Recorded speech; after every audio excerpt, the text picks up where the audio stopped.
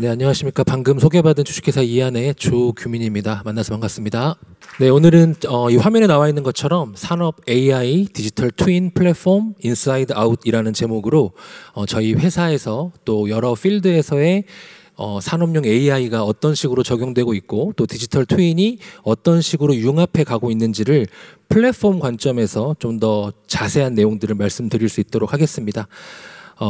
저는 뭐 방금 소개해드린 것처럼 주식회사 이한에서 부대표를 맡고 있고요. 디지털 트윈에 대한 기술 비즈니스를 전체적인 총괄을 하고 있습니다. 그래서 먼저는 산업 디지털 트윈에 대한 설명을 충분히 드리고 그 위에 이제 산업용 AI가 융합되었을 때 어떠한 또 시너지를 낼 수 있고 어떠한 종류의 어떤 상황별 솔루션들이 필드에 적용되고 어떤 베네핏들을 얻고 있는지 이런 것들을 케이스 스터디에 맞춰서 설명을 드리도록 하겠습니다. 산업용 디지털 트윈에 대한 설명을 하려면 이미 뭐 오늘 하루 종일 들으신 얘기긴 하겠고 또 오랫동안 몇 년 동안 들으신 얘기이겠지만 디지털 트윈이라는 기술에 대해서 좀 더 명확한 이해가 필요합니다. 각자 다 디지털 트윈에 대한 이해도가 높게 있으실 수는 있지만 한 번 더 정리한다는 생각을 하고 저희가 또 제시하는 방향성에 맞춰서 네 가지를 구분해서 말씀을 드릴 겁니다. 디지털 트윈이라는 건 다 아시는 것처럼 물리적인 실제하는 대상이 있을 때 그 실제한 대상을 디지털로 동일하게 쌍둥이를 만들어내는 기술이 디지털 트윈 기술이기 때문에 첫 번째로는 모양이 똑같아야 됩니다. 그래서 형상을 똑같이 할 수 있는 기술을 활용했을 때 이제 눈으로 보여지는 비주얼라이제이션을 통해서 이제 보여드는 것이고 또 물리적으로 존재하는 실제하는 그 물리적인 대상은 평면에 존재하는 게 아니라 입체에 존재하기 때문에 3D라는 기술이 필요하게 됩니다. 그리고 이제 이런 모양을 갖췄으면 그 다음에는 그 대상의 속성이 또 그대로 바인딩이 되어서 속성과 외형이 하나 된 형태로 조금씩 더 디지털 트윈에 대한 완성도를 높여가는 것이고 또한 완성도뿐만 아니라 이 디지털 트윈을 만드는데 왜 만들었는가라는 목적에 어떻게 부합시키냐에 따라서 이 네 가지 요소들이 이제 결합해 나가는 과정이라고 이해해 주시면 좋겠습니다. 형상과 속성이 이제 합쳐진 다음에 이 개체는 웬만한 디지털 트윈 대상들은 대부분 다 움직임을 가지고 있기 때문에 이 동작에 대한 모사 기술들이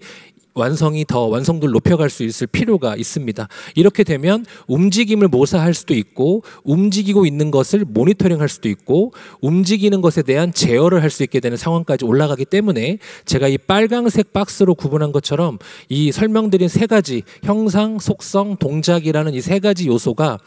풀리 바인딩이 된다면 이 부분에 대해서는 실제로 현재 존재하는 대상의 똑같은 모습에 똑같은 정보를 가진 그 대상이 어떻게 움직이는가를 관찰할 수 있고 또 어떠한 움직임을 보일 수 있는가를 연출할 수 있고 지금 A라는 동작을 하고 있을 때 멈춘 다음에 B라는 동작을 제어할 수 있는 현재의 기준에서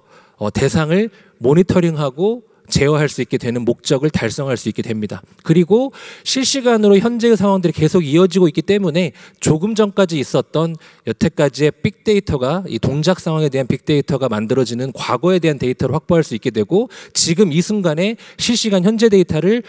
보면서 또 미래에 활용할 수 있게 해주는 것으로 갈 수 있겠죠. 그리고 이제 네 번째가 파란색 박스로 따로 해놓은 바로 이전 시간에 특히 많이 말씀을 해주셨는데 시뮬레이션이라고 할 수 있는 실험의 영역에 해당합니다. 이 실험에 대한 영역은 이 세 가지 현재와 과거를 다룰 수 있는 기술 요소에 융합된 디지털 트윈 위에다가 이제 이 디지털 트윈을 최대한 똑같이 만들었으니 여기다가 앞으로 다양한 시나리오를 적용해 보면 이렇게 동작하겠구나 이러한 결과를 볼 수 있겠구나 라는 것을 알아낼 수 있는 시뮬레이션으로 이제 전개할 수가 있게 되고 시뮬레이션을 하게 되면 이것에 대한 앞으로 벌어질 일에 대한 예측을 할 수 있는 것이고 혹은 조건이나 환경을 바꾸어 가면서 더 나은 결과 저희들이 말하는 최적화라는 것들을 이룰 수 있는 방법들을 찾아낼 수 있게 되겠죠. 그래서 이 파란색 박스는 제가 투비라고 해서 미래 시제로 표현했습니다. 해서 이 네 가지 기술 요소가 만약에 다 합쳐져 있다면 실시간 관제도 할 수 있고 또 미래에 필요한 실험에 대한 예측과 최적화를 위한 시뮬레이션도 할 수가 있게 되는 거죠. 그래서 그런 목적에 맞춰서 이 기술들을 어떻게 융합하는가 이게 바로 디지털 트윈의 핵심적인 기술에 대한 이해라고 말씀드릴 수 있을 것 같습니다. 그렇게 되면 이제 이러한 기본적인 기술에 대한 설명을 가진 디지털 트윈을 산업 분야에서 적용할 때 여러 가지 관점들과 목적들이 있는데, 저는 오늘 두 가지로 구분해서 두 번째 해당하는 정의를 좀 더 집중적으로 말씀을 드릴 거고요. 먼저 첫 번째 정의는 프로덕트를 대상으로 하는 디지털 트윈, 이것에 대해서 먼저 한번 가볍게 짚고 넘어가겠습니다. 프로덕이 이 산업용 디지털 트윈의 타겟이 된다는 얘기는 가운데 있는 그림처럼 어떤 산업용 로봇, 이런 특정 어떤 오브젝트 하나를 딱 놓고 이걸 하나의 제품이라고 봤을 때 이 제품이 뭐 로봇이나 드론이나 자동차, 항공기 이런 것들이 있겠죠. 이러한 제품이 이제 만들어지는 과정 안에서 혹은 신제품을 개발하는 과정 안에서 디지털 트윈을 활용하게 되면 더 좋은 기능과 성능과 가성비를 가진 제품을 만들 수 있게 되는 것을 기본적으로 목적으로 하게 됩니다. 그래서 타겟으로 삼은 제품에 대해서 과거에 만들어졌던 다양한 라인업의 제품들의 뭐 2D 도면이나 3D 설계 데이터들이나 모델이 아마 있을 겁니다. 그래서 이런 것들을 활용해서 먼저 그걸 베이스로 한번 만들어 보겠고, 또 이 제품이라는 것도 처음에 기획을 하고 이 기획 안에서 의사결정을 만들고 가이드라인을 뽑게 되면 이걸 기준으로 이제 디테일한 구조와 어떤 움직임과 역학에 대한 설계를 할 것이고, 이 설계를 하고 나면 이제 이 설계도대로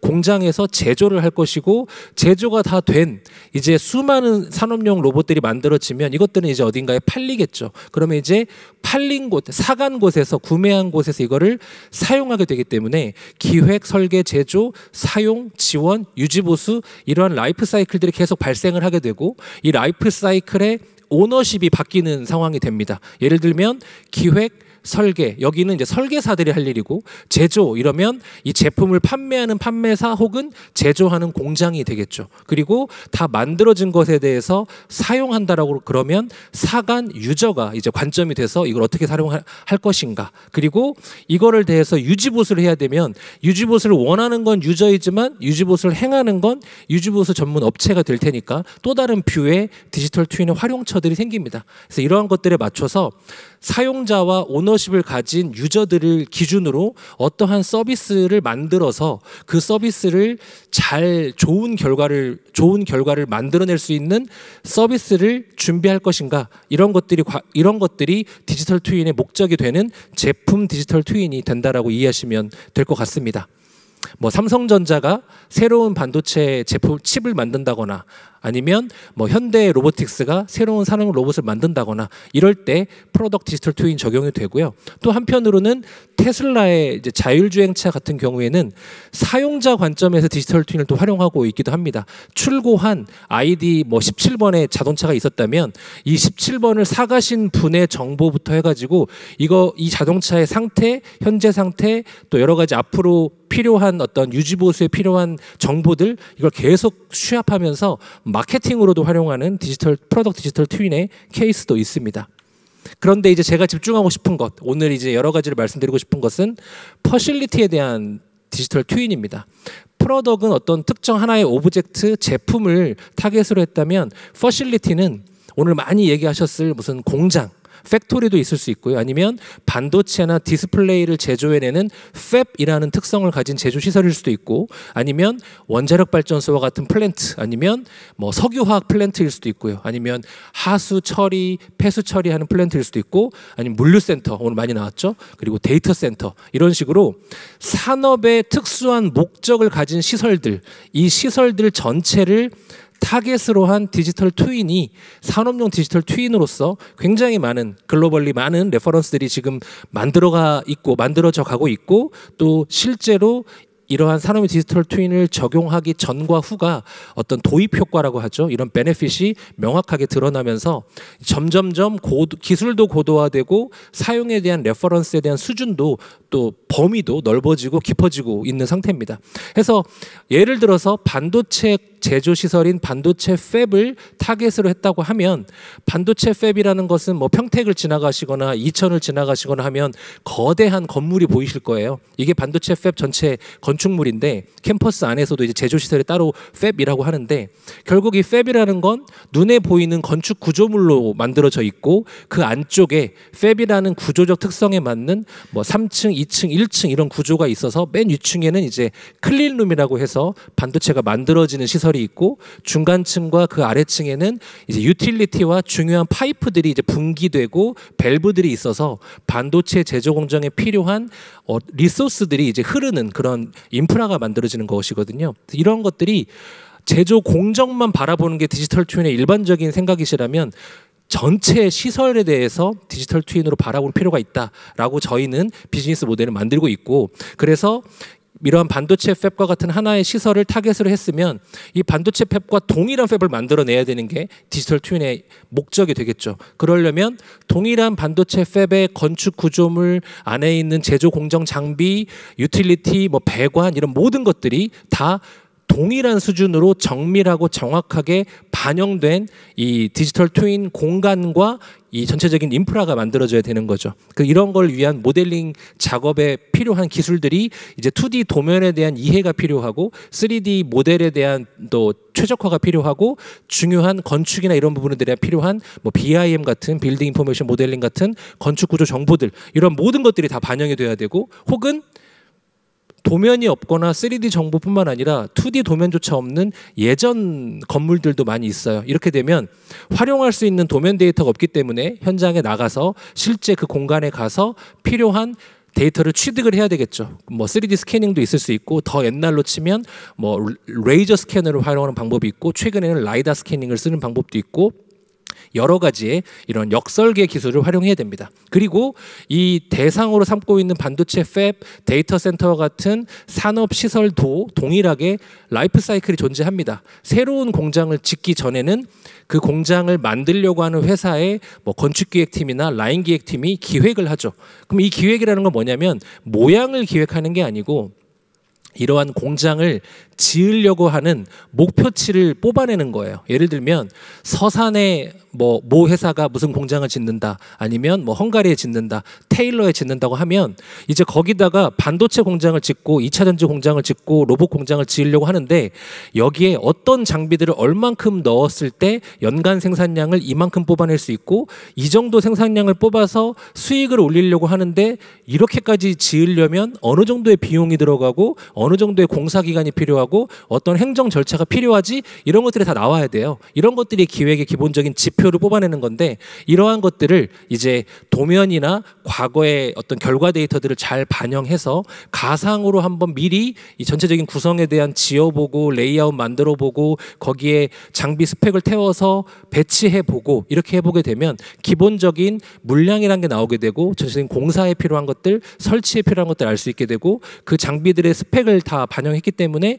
이 장비들이 이런 식으로 구성을 하고 이 정도 카운트가 들어갔을 때 연간 생산량이 이 정도 될 거야 라는 어느 정도의 정확도가 꽤 높은 수준으로의 기획과 예측이 가능해지는 거죠. 이런 것들을 디지털 트윈으로도 가능한 사례들을 많이 만들어내고 있고요. 그리고 이제 가장 많이 쓰이는 부분들이 제조 환경에서도 많이 쓰이지만 이제 기획이 끝나면 짓는 작업을 해야 되기 때문에 설계를 제대로 해서 좋은 설계를 만들고 그 설계대로 정확하게 시공하거나 장비들을 셋업하고 잘 구축하는 작업이 필요하죠. 이 구축이라는 단계가 설계와 시공이라는 라이프 사이클인데 이럴 때에도 설계 같은 경우도 수많은 전문 설계사, 설계 업체들이 다 붙어서 각자의 역할을 수행하는데 이걸 잘 하나로 통합할 수 있어야 됩니다. 하나로 통합해서 문제가 없는지 검증, 뭐 충돌이나 간섭 이런 게 없어야 되고 통합하다 보면 사이즈가 커지기 때문에 경량화라는 걸 해야 되고 그렇게 해서 설계를 안정적으로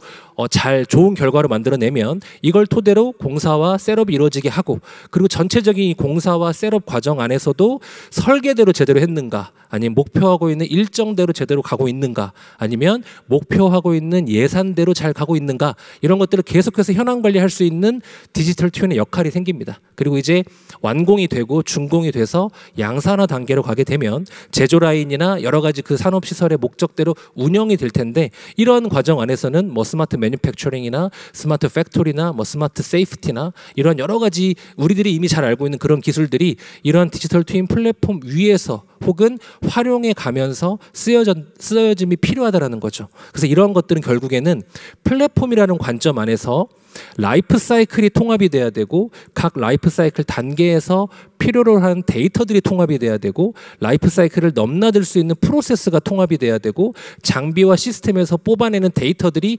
인터페이스들이 잘 연계가 돼야 되고 또 여러 가지 현장과 가상 간의 확장과 연결이 이루어져야 되기 때문에 이런 걸 잘 담아낼 수 있는 플랫폼을 만드는 것이 굉장히 중요한 지점에 해당합니다. 그래서 저는 오늘 페더레이션이라는 용어를 3번 정도 사용할 예정인데 그중에 첫 번째 페더레이션은 아까 말씀드렸던 이 오른쪽에 있는 디지털 트윈의 기술 요소의 4가지가 어떤 식으로 연합하는가에 따라서 좋은 목적을 달성할 수 있는 디지털 트윈을 만들 수 있다. 이 페더레이션이라는 건 인티그레이션과 분명히 다른 용어입니다. 그리고 플랫폼 관점에서도 라이프 사이클이 얼마나 잘 연합적인 관점에서 통합되는가가 굉장히 중요하다고 말씀드릴 수 있습니다. 그래서 보시는 것처럼 각 라이프 사이클의 단계별로 필요로 하는 기능들이 있고 필요로 하는 목표들이 있는데 이런 걸 잘 담아낼 수 있는 가운데 있는 디지털 트윈 3D 공간 컴퓨팅 환경이 잘 만들어져야 이 환경 컴퓨팅 환경을 토대로 하는 플랫폼에서 데이터와 현장과 DT가 다 통합되고 이런 것들이 계속해서 흘러가는 프로세스 안에서 고객사와 사용자가 필요한 것들을 만족시킬 수 있게 됩니다. 아까 중간에 잠깐 언급해드렸던 리버스 엔지니어링에 대한 장표인데 이제 현장에 나가서 스캐닝을 하게 되면 포인트 클라우드부터 뭐 360 영상이나 3D 어떤 머터리얼들을 뽑아낼 수 있는데 이런 걸 토대로 다시 설계한 것처럼 뽑아낼 수도 있고 아니면 설계 데이터랑 현장 간의 정합성을 검증해 볼 수도 있는데 이런 것들에 대한 처리 기술들이 또 굉장히 중요합니다. 그래서 아까 말씀드린 대로 각 단계별로 필요한 기술들, 필요한 어떤 솔루션들이 존재하게 되는데 이런 것들을 두고 좀 더 자세히 설명을 드리도록 하겠습니다. 여기까지 보게 되면 디지털 트윈의 공간 컴퓨팅 환경이 메인으로 제가 설명을 드렸기 때문에 AI의 요소가 많이 연결되어 있는 것으로 보이지 않을 수 있습니다. 해서 이제부터 이 토대 위에 AI를 얹어갔을 때 어떤 것들이 있는지를 조금 더 설명을 드리면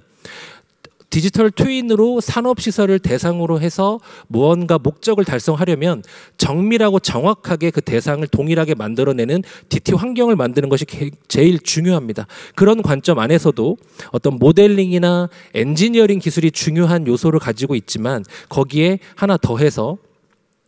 AI 기술 요소를 2가지를 설명을 드릴 건데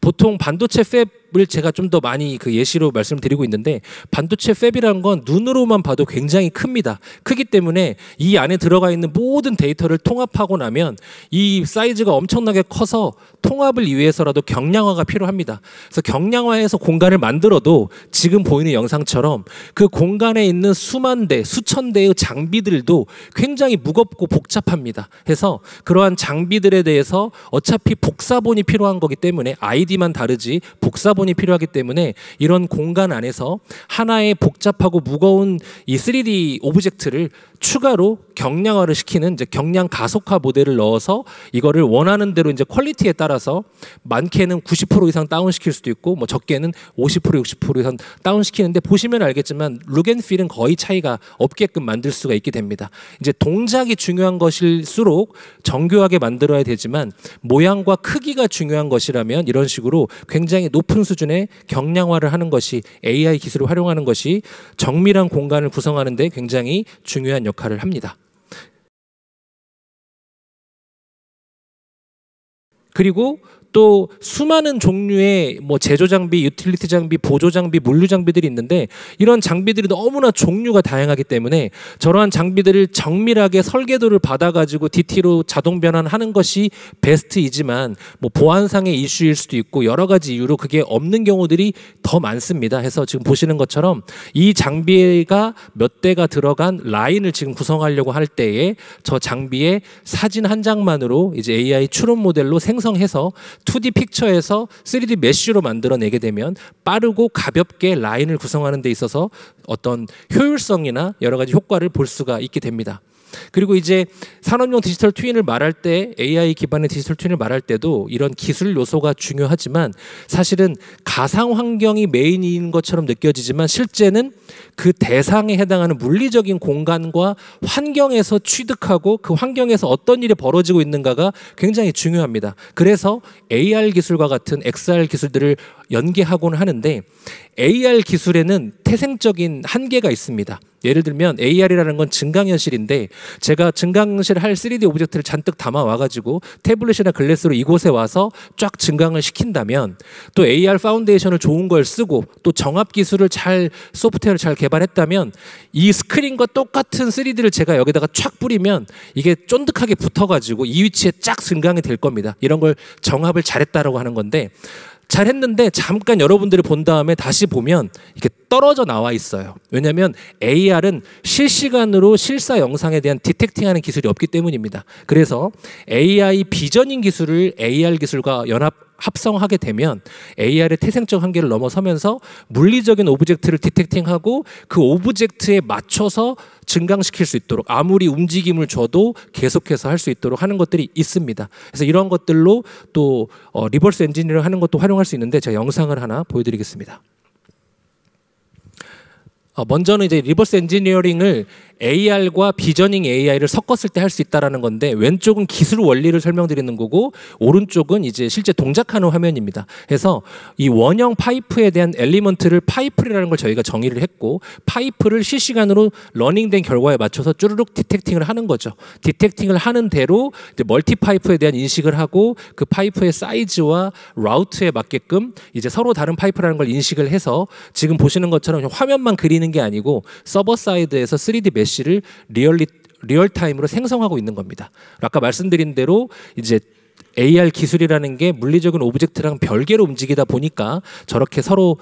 차이가 발생할 수밖에 없는데 이런 것들을 비저닝 AI를 넣어서 AR 증강시키는 포인트를 실시간으로 잡아주게 되면 실제 물리적인 씬과 BIM 같은 3D AR 객체가 이렇게 붙어낼 수 있는 거죠. 그러니까 스티키하게 붙여내는 기술이기 때문에 이런 것들은 이제 어떤 하나의 IP 기술이라고 보시면 이해하시면 좋을 것 같은데 이걸 가지고 현장에서 여러 가지 시나리오에 맞게끔 사용할 수가 있습니다. 또 이렇게 잘 보다가도 현장은 또 워낙에 험한 곳이다 보니까 이런 디바이스를 뭐 떨어뜨릴 수도 있고 아니면 또 급하게 막 움직일 수도 있고 여러 사고들이 발생할 수 있는데 지금 보시는 것처럼 떨어뜨리는 겁니다. 떨어뜨리면 얼른 다시 주워서 보겠지만 이미 굉장히 포커스가 날아갔을 상황이 됐겠죠. 이런 경우에는 너무 이제 심각하게 떨어졌기 때문에 얘가 얘랑 같은 앤지를 알 수가 없잖아요. 그래서 이제 매뉴얼 캘리브레이션을 하고 대충 가까이 갖다 놓으면 서로 이제 인식할 수 있으니까 이제 자동으로 캘리브레이션까지 하는 이러한 것들을 했기 때문에 이제 현장에서 설계대로 정확하게 설치했는가 이 장비는 여기 있어야 되는데 이 간격에 맞게 했는가를 알 수도 있고 아니면 건축이라 그러면 설계대로 했는가 뿐만 아니라 오늘까지 하기로 한 거 다 했는가 이런 거를 정확하게 판별하고 자동으로 정량적인 실적 수치를 등록해서 현황 관리를 할 수가 있게 되는 거죠. 그래서 이러한 여러 가지의 상황들을 제가 12가지 베스트 프랙티스를 가져왔는데 제가 여기에는 이제 회사 이름을 명기하지 않았지만 제 말로는 회사 이름을 이제 말씀을 드리면서 진행을 하겠습니다. 첫 번째는 이제 그 반도체 팹 제가 자주 많이 얘기를 했는데 주식회사 이하는 삼성전자 반도체 팹에 한국 평택, 뭐 중국 시안, 미국 오스틴 테일러 이 모든 팹들의 가상 팹 설계하는 회사로 출발을 했던 회사이고 그걸 토대로 이제 필드에서의 수많은 밖에서는 알 수 없는 데이터, 밖에서는 알 수 없는 프로세스와 시스템들을 접하다 보니까 이러한 부분들이 디지털 트윈의 설계 시공 영역에 해당하는 롤이었고 이거에 앞선 기획이 있고 이거를 뒤따르는 제조와 운영이 있다라는 거를 저희들이 알아가면서 디지털 트윈 플랫폼으로 확장했습니다. 해서 삼성전자의 거의 모든 팹에 대한 버추얼 팹을 만들어낸 경력을 가지고 지금도 하고 있고요. 또 제가 오늘 아침 7시에 인천공항에 돌아왔는데 이번 주에는 이제 벵가드라는 그 대만 팹 회사인데 그 벵가드의 싱가포르 팹에 가서 지금 동일하게 버추얼 팹을 하는 것에 대한 POC를 마치고 돌아오는 길입니다. 그래서 이제 벵가드, 뭐 마이크론, 뭐 PSMC 이런 곳들을 아쉽게도 TSMC는 아직 접촉하지 않았지만 그런 곳들과 더 늘려가려는 과정에 있고요. 디스플레이 팹 같은 경우에는 삼성 디스플레이를 저희가 한 10년 넘게 해오면서 삼성 디스플레이 같은 경우는 최근에 아산 탕정에 1캠퍼스, 2캠퍼스가 있는데 그 캠퍼스 전체를 디지털 트윈으로 만들어서 캠퍼스 운영, 캠퍼스 세이프티로 가려는 그런 인프라 디지털 트윈 사업을 저희가 마침 이번 주에 따끈따끈하게 계약을 마쳤습니다. 그리고 이제 한수원이 운영하는 이제 원자력 발전소에서의 주 제어실을 이제 향후에는 뉴클리어 플랜트까지 가지만 현재 저희는 주 제어실에 대해서 정교한 디지털 트윈을 만들고 이 안에서 어떠한 제어들을 이 사람이 빠르게 정확하게 대응할 수 있는가를 사용성 평가, 안전성 평가, 위험성 평가할 수 있는 것들을 하고 있습니다. 그리고 뭐 삼성 전기나 삼성 SDI 같은 곳들의 이제 해외 공장들에 대한 이제 스마트 매니팩처링이나 스마트 팩토리 이런 것들을 하고 있고요. 그다음에 AR 원격 협업이라는 것이 이제 뒤에도 영상에 나오긴 하겠지만 이러한 시스템 솔루션을 만들어 놔서 현재 SK 하이닉스, 삼성 디스플레이에서 모모 팀에서 채택을 해가지고 그 팀의 해외 공장을 향한 업무에서는 이 시스템으로 또 사용을 하고 있습니다. 그리고 포스코 그룹사에서는 이제 포스코 ANC라는 설계 감리사가 관리하는 그룹 계열사들의 건축 프로젝트를 다 저희가 구축해 드린 내부 플랫폼에서 모든 건축 사업을 관리해서 비용 절감, 뭐 설계대로 정확하게 시공하기 이 두 가지 그 목표를 달성해 나가고 있고요. 또 앞에 UBC 같은 경우도 삼성 SDI 사례를 말씀드렸는데 저희는 삼성 SDI 공장에 마더 팩토리를 만들 때의 기획, 아까 말씀드렸죠. 기획이라는 거 먼저 할 때 어떤 지표를 뽑아내는 것, 그런 것들에 대한 것들을 저희가 두 차례 걸쳐서 고도화해가면서 제품을 납품하고 있고요. 또 여러 뭐 공공시설일 수도 있고 큰 공장에 따라다니는 폐수 처리 플랜트, 통합 설계 플랫폼, 그리고 아래쪽 가운데 있는 한화 에어로스페이스의 항공 엔진 조립 공정에 대한 디지털 트윈, 그리고 맨 오른쪽 하단에 있는 순행식 솔루션 기반의 AI 데이터 센터를 위한 에너지 효율 디지털 트윈 플랫폼, 이런 식으로 굉장히 여러 가지 좋은 사례들을 만들어 가고 있습니다. 지금 보시는 영상은 포스코 그룹 내부에서 사용하고 있는 웹 기반의 건축 사업 관리 플랫폼인데 뭐 메뉴 구성이나 일반적인 그 기능들은 여러분들 잘 알고 있는 그냥 공정 관리, 뭐 간트 차트나 뭐 WBS나 타스크 관리, 아니면 더블 클릭해가지고 뭐 퍼센트를 입력한다거나 이런 전통적인 내용들이 다 반영되어 있긴 한데 그런 것들도 기본적으로 제공을 하지만 이제 이런 수치, 실적 등록하고 이런 것들은 여기서 임의로 입력하는 기술을 메인으로 하는 게 아니라 미리 이 공사에 필요한 설계 데이터를 가지고 3D DT를 만들어내고 이 3D DT하고 WBS라는 작업 계획의 공정표랑 서로 1대1로 매칭, 1대 N으로 매칭을 하게 되면 공사 현장에서 AR로 이만큼 했다라고 실적을 딱딱딱 등록을 하게 되면 그만큼 정확한 물량 베이스로 이제 실적률이 자동으로 올라가고, 이렇게 3D BIM 데이터나 3D 도면에 없는 뭐 바닥이나 뭐 철근 막 이런 뭐 철골 막 이런 것들은 이제 별도로 데이터를 등록해야 되기 때문에 아까 같이 숫자로 입력하는 기능도 여전히 가지고 있습니다. 그래서 저희는 이제 아무래도 설계를 먼저 했던 회사다 보니까 설계 데이터를 활용해서 시공의 품질을 높이고 효율성을 높이는 방법과 또 현장의 니즈를 잘 알고 있어서 그런 것들을 잘 반영을 했습니다. 그리고 이제 이거는 가볍게 올해 초에 그 용인의 SK 하이닉스 클러스터에 지금 막 짓고 있는데, 지금 먼저 여기에 팹이 총 4개가 지어지는데 그 중에 팹 1에 대한 설계 원본 데이터를 받아서 경량화 시키고 이거를 이제 여기에 땅과 위치의 정합성을 맞춰서 야외에서 이렇게 그 공사 현장에서 팹이 지어지고 CUV가 지어지고 뭐 따따띠가 지어지고 이런 전체적인 것들을 이제 어떤 공사 현장 소장에 리포팅할 수 있는 그런 것들, 그리고 실제로 이걸 통해서 앞으로 모든 공사가 이렇게 AR 기반의 디지털 트윈 기반의 시공 실적 관리 형태로 갈 수 있다, 이런 것들을 이제 보여주는 그런 사례였습니다. 그래서 좀 더 디테일하게 몇 가지 말씀을 드리면, 버추얼 팹 아까 말씀을 드렸는데 버추얼 팹은 이런 식으로 만들어집니다. 이제 보시기에는 그냥 3D 뭐 유니티처럼 보이고 뭐 살짝 언리얼 같아 보이기도 한 애매한 3D 모양이 나오고 있는데, 이거는 그냥 단지 3D의 애니띵이 아니고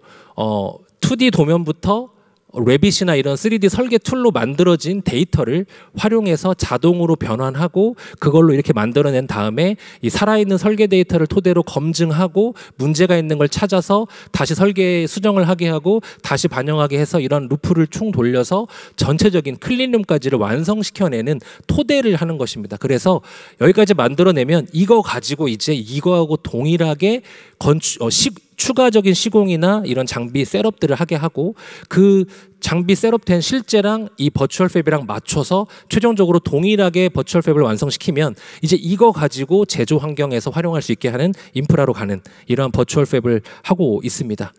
그리고 이제 운영 환경으로 가게 된다면 이제 보시는 것처럼 이건 이제 버추얼 팹, 그러니까 반도체 팹은 아니지만 이런 식으로 특정 공장의 라인을 보는 것처럼 이제 오른쪽부터 왼쪽으로 쭉 흘러가는 무인 자동화 실제 팩토리를 동일하게 만들어 놓은 디지털 트윈 환경이고요. 이거 같은 경우도 이제 자동 창고 모델을 저희가 가지고 있어서 배치하고 그리고 뭐 AGV 플랫폼이나 로봇 암 같은 것들 뭐 저런 컨베이어 벨트 가운데 있는 비전 검사 뭐 조립 공정, 패키징 공정 하면서 설비들에 대한 것들도 배치를 해서 쭉 라인을 흘려보게 할 수도 있고 동일하게 만들어 놓고 이제 모니터링도 할 수 있는 그러니까 시뮬레이터 겸 관제 이런 것들을 할 수 있는 환경을 만들어서 실제로는 저 물리적인 팩토리는 경북 구미에 있는 금호공과대학교 안에 있고 구미 산단에서 이걸 활용해서 각자 스마트 팩토리를 만들 수 있는 테스트베드로 활용하고 있습니다. 그리고 아까 말씀드렸던 한화 에어로스페이스의 항공 엔진 조립 공정의 경우에도 전반적인 조립 공정에 대한 스케줄과 공정 흐름도 중요하지만 이 경우는 항온 항습이라는 조건이 굉장히 중요해서 기본적인 실시간 온습도에 대한 센싱도 중요하지만 그 온습도에 대한 레인지가 잘 지켜질 수 있는지 외부 환경과 모델을 결합해서 실시간으로 시뮬레이션 해가면서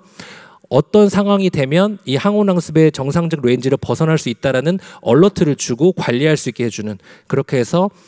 그 제조 라인으로 통해서 만들어지는 엔진을 잘 품질이 좋게 만들어내는 이런 것들을 할 수가 있게 됩니다. 네, 시간 관계상 영상을 한두 개만 더 보여드릴 건데 이제 이거 같은 경우는 AR로 매뉴얼을 저작하는 툴입니다. 그래서 여기서 저작을 하게 되고 저작된 컨텐츠를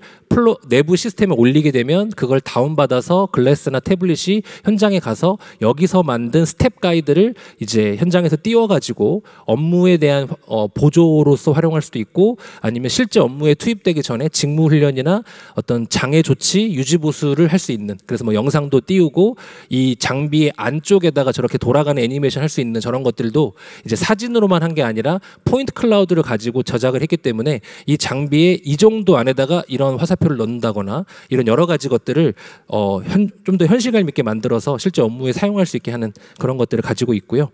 AR 원격 협업 같은 경우도 아까 잠깐 말씀을 드렸는데